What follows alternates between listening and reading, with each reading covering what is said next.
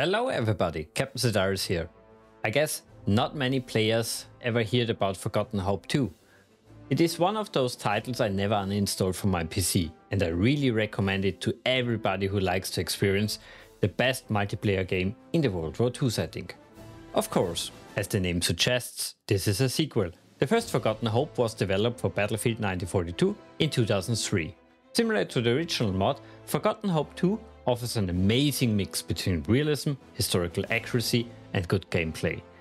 Even though the first release of the mod was in 2007, the developers are still working very actively on it.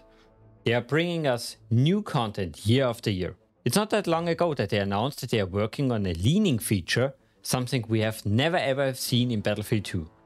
Also, unlike most World War II games, in this mod you can not only play on the German or Allied side, but also as some of the smaller factions from World War II, like the French, Polish or Finnish forces on over 50 different maps.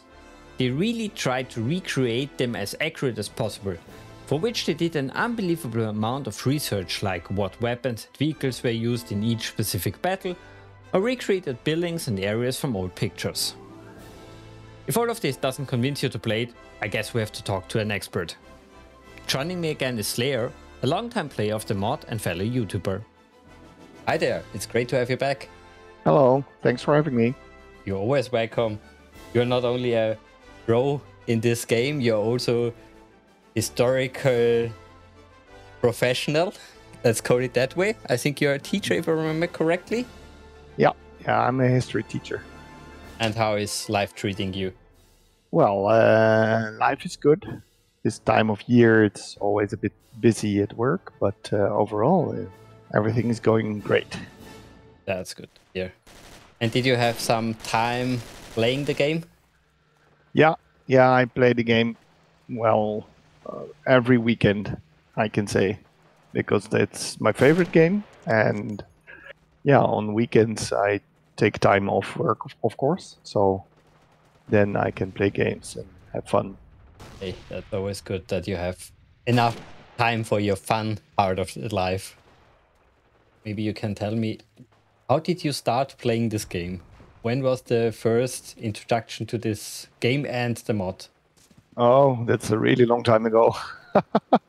I was always interested in World War II, so I was reading books about it and trying to watch movies. It was back in the day when you would have films like The Longest Day on television, and when computer games came up, I was first playing Half-Life and Counter-Strike, and I played Day of Defeat, which was the World War II mod for Half-Life. And actually, I wanted to. My interest in planes was growing, so I was actually looking for a game where I could fly planes from World War II. And while I was looking for a game like that, Battlefield 1942 came out. So I played the demo, and I was overwhelmed by the possibility of combined arms in a game where I could fly a plane, but also be an infantryman or a tanker. And I loved it. So I bought Battlefield 1942, and I started playing it online. And then I joined the clan. The clan had lots of people from various countries, and some of them were playing Forgotten Hope next to Battlefield 1942. So I joined them, and I tried to survive in Forgotten Hope, the first one, which was kind of difficult because in Battlefield 1942 there was usually 2 shots for a kill, and in Forgotten Hope it was 1 shot. So I had lots of trouble staying alive, and because my playstyle is very aggressive, I usually die a lot, even until now. And the thing with Forgotten Hope was that I played it a lot. I loved the fact that it was more, and it had a more realistic damage model. So you're also a hobby pilot. Do you play with a joystick or do you play mouse and keyboard? I used to have a joystick. It was a huge one, and it was I didn't really have enough skills to become a permanent pilot. So in the clan, I played pilot for a bit, but only for a limited time because at some point the clan was fusing with a different clan. And then there was a whole bunch. I was like the fourth or fifth pilot in the clan. And when we were fusing the two clans, they were uniting, and then there were so many good pilots that I became the artillery specialist. So I actually quit flying, and I never really did a good job at flying in Forgotten Hope or in Forgotten Hope 2, because in Battlefield 1942 I could use the nose cam, and it's disabled in Forgotten Hope because it's not realistic. Not saying that Forgotten Hope is really realistic, because there's still stuff which isn't, like repairing a tank in 20 seconds, but overall the realism is higher than in Battlefield.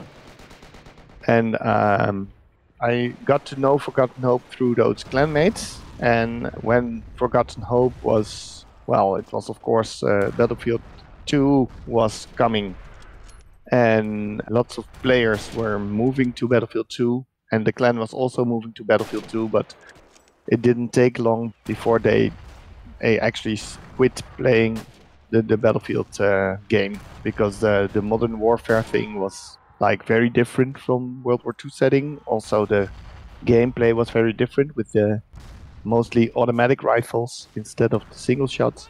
And yeah, it sort of petered out after a while. But when it did, at some point I was checking out if Forgotten Hope 2 still existed, and I found out that they already released the first version. And I was really happy to learn about that fact. So I immediately started playing Forgotten Hope 2 again, and I haven't quit playing it ever since. And it has had its up and downs. There were moments where the servers were very empty and there were not so many people playing. But yeah, lately there has been a rise in player numbers again. There's a guy, he sometimes posts short videos on TikTok, and apparently people are enjoying it. So they come to the server and they join us in the multiplayer games. So not everyone stays around, because it's not the easiest game to get into. You get killed a lot. So if you die like 20 times and have only 1 or 2 kills, then that's normal for when you start playing this game. And don't worry about it. We all have been there. If you don't want to die a lot, then don't play like me, and be careful. Take cover, wait a bit before you cross something like an open field. Watch what your teammates are doing. If they are prone on the ground, it's not wise to run around in the open. You have to also prone on the ground, because they are doing it for a reason. So that's a bit about how I got into this game.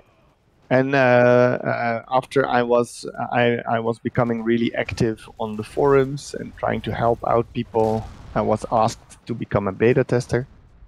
And becoming a beta tester back then meant that you would meet up once a week and play the beta version of the game and test out stuff. Is this map loading correctly?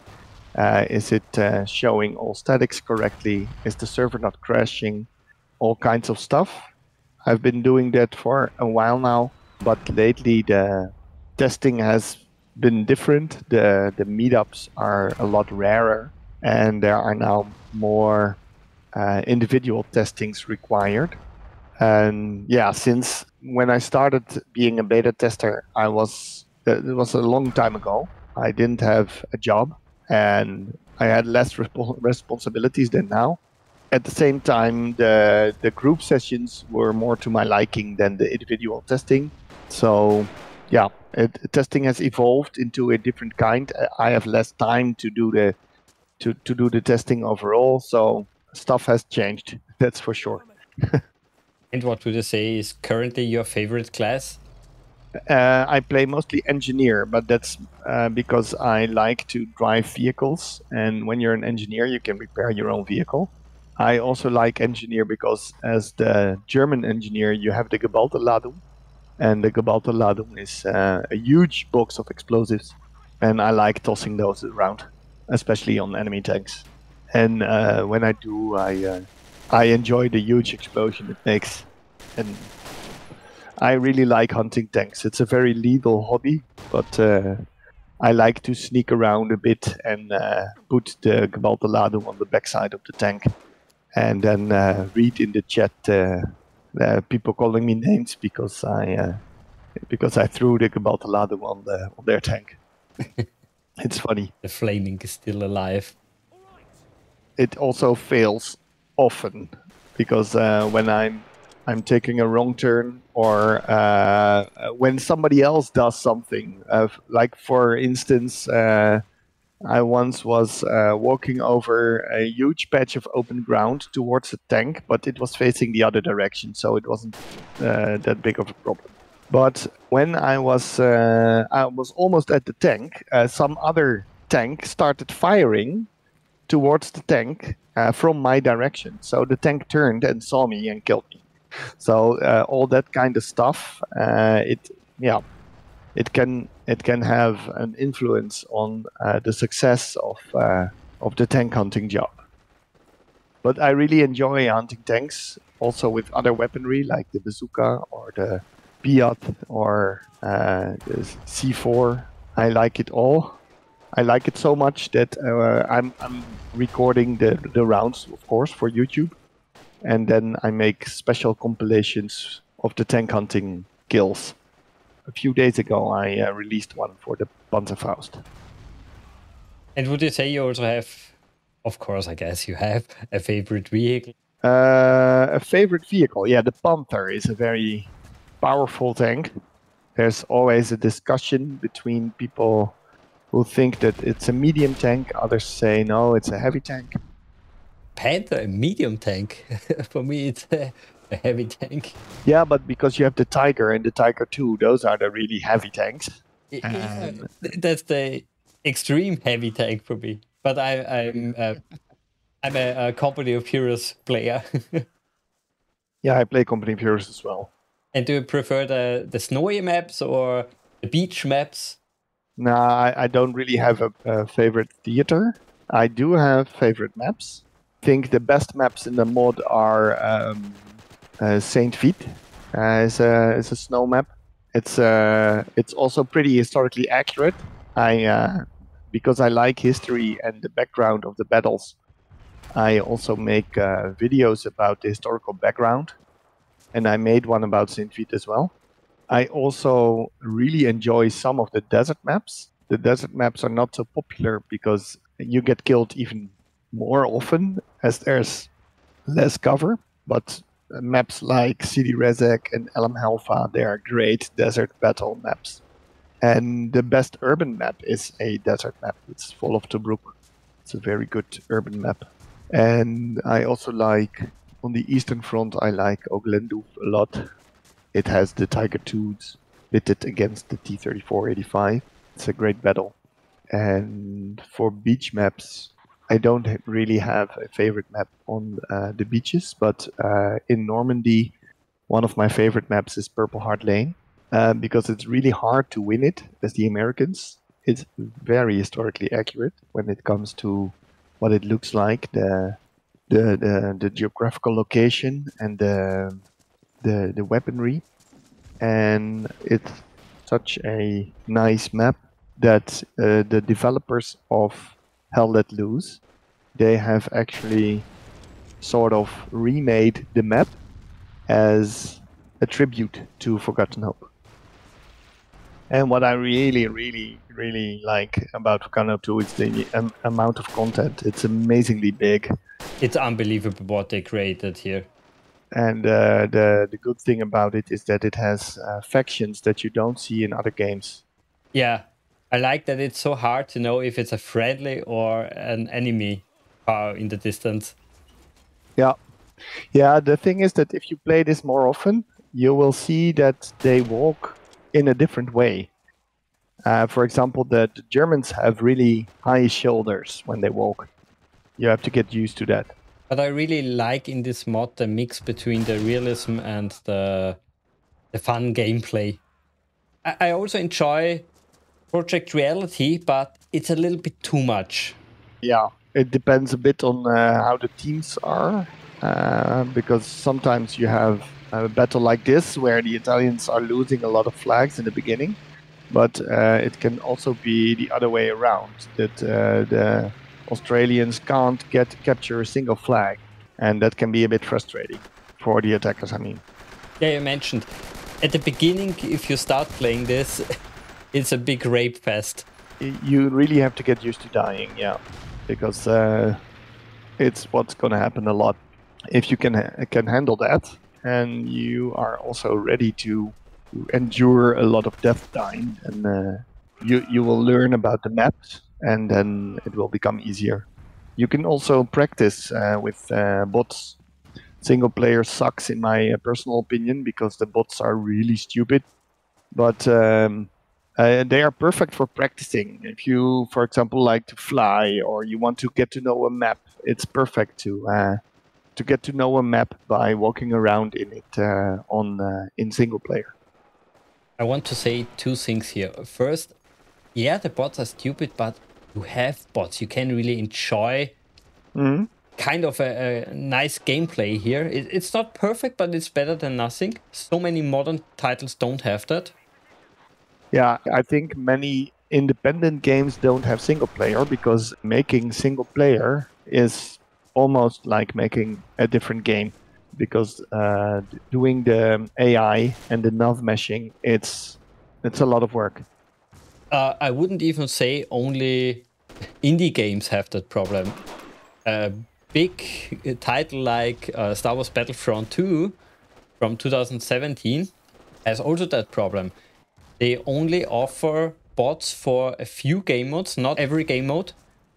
And the funny thing is, every game mode, every map has a certain percentage of bots in it, but you can't customize them.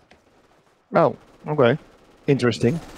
So you can never enjoy a training ground, a nice fun experience, nothing like that. Just a few certain selection of maps. And the other point I want to mention about dying a lot and losing a lot, it's one of those games where I don't mind. It can be still such an amazing experience to die and to lose. I had so many nice battles where my team really died the entire time, but it was still hell of a fun. And sometimes there are history buffs like you who entertain the group with history facts. Also, maybe you know, sometimes you're in a kind of a bad mood, you want to let off some steam. Mowing down bots is a perfect experience for that feeling, for that mood you're in. But I think it's always a plus for a game to have them. Yeah. Outing myself for the part-time noob here. Can you enter enemy vehicles? No. You can only, if you see a vehicle on the map, like a gray one, like in the corner at the top, that's a truck. And you can enter it, and they can also enter it, because it's a neutral vehicle. But if you see a vehicle on the map and it's blue, then it means that only your team can enter it.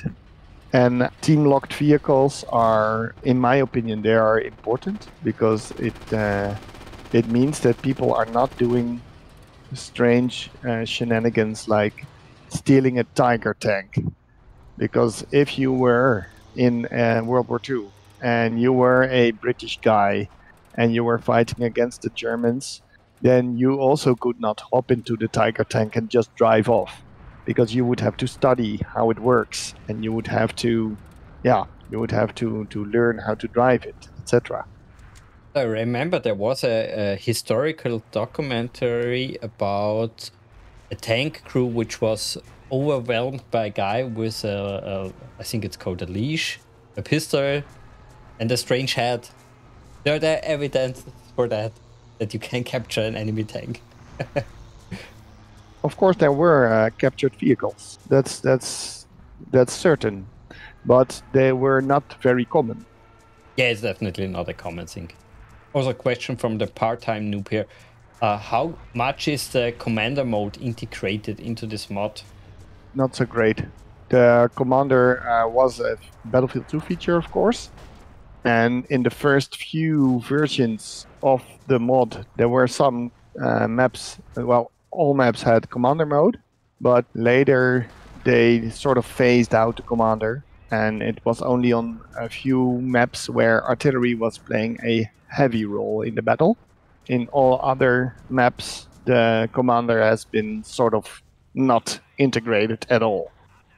On one side, I can understand that. On the other side, I really like that feature that you have also a commander who is playing an RTS game. It's a very unique game mode, that commander. Yeah, but I also feel like it's a bit detached. It's definitely detached, but yeah, sometimes have unique things which you can make your own, basically. Create something very special. Oh, another noobish question here. How is the spotting working in this mod? I spot sometimes, but I don't have the feeling it works. You need a class with binoculars, like I have right now. I'm a scout. And you have to equip it, and then you have to look through the binoculars. But then you, if you want to spot a vehicle, you have to aim at the vehicle. Actually, you have to aim at the ground in front of the vehicle. Then you have to click Q, and then you get a spot menu. If you don't, then you can't spot vehicles. And if you are watching for, if you're spotting for artillery, then you just have to aim at some high object. You don't really have to, but it's better for the view for the artillery gunner. If you take a high object, he will see more area. And that's better because then he can kill more enemies. And spotting is like, it works like a shot. So it's like a shot from the binoculars. Oh, okay. Yeah, really thanks here. I never understood how it works because, like I said, I used it many times and it didn't work. I've got some videos on how stuff works in Volcano 2 on my channel. So if you are wondering what kind of stuff you need to do, then you can just check out the tutorials. And I made one for each class. So you can see, for example, in the Scout class, I explain spotting. And also the other stuff in this inventory is explained. And for each class, there's a tutorial. And spotting for artillery is super useful, and spotting vehicles is also super useful. When you are in your first round and you can't seem to kill people, then just spot around. Take scout, spot around, because it's very useful for the team. And in some maps there are spotting vehicles, like scout plane. Just fly high and spot all enemies on the map for your team. Super useful. And joining a squad is also great. With the B button, you can talk to your squad mates. The quality of the voice is not great, but it's better than nothing. And talking with your squad mates can help them be aware of the position of enemies, or you can ask if somebody has smoke that they can throw, and then you can help out your team by throwing smoke grenades or positioning yourself to cut off reinforcements, or, well, all kinds of stuff. So yeah, best thing you can do is, well, at first to get to know the game, try a bit of single player, but only to learn about maps, or to learn how to deal with a certain vehicle, because the real fun is in multiplayer. And then join a squad, talk a lot, not too much, because just chatting about how your weekend was, it's really annoying, because the voice chat also muffles the game sound a bit. So only do useful info, like the tank is there, please spot this plane, etc. Stuff like that. Do you play most of the time alone, or do you have fellow member? There's a bunch of guys. Sometimes I play with the developer, and If he's not online, I play with a bunch of guys I got to know through playing this game, and we try to work together in the same squad. Before we end it, I also would like to know, what would you really recommend a new player? You already gave me many tips, but what is your best tip for a new player? Well, like I said, practice a bit in single player if you want to do something which is not just running around with a rifle, like flying, bombing targets, etc. You best practice that a bit in single player. But the best fun you can have is in multiplayer. So join the server, join a squad, stick around your squad leader, but not stick next to him all the time, because then everybody will know that he's there. So spread around so you don't get blown up by one single grenade. Well, just use your brain. Very important.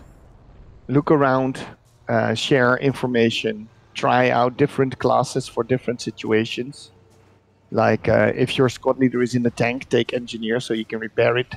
If you don't know what to do, you can always take spotter kit with binoculars and spot stuff. If it's not for artillery, then it's useful for your team.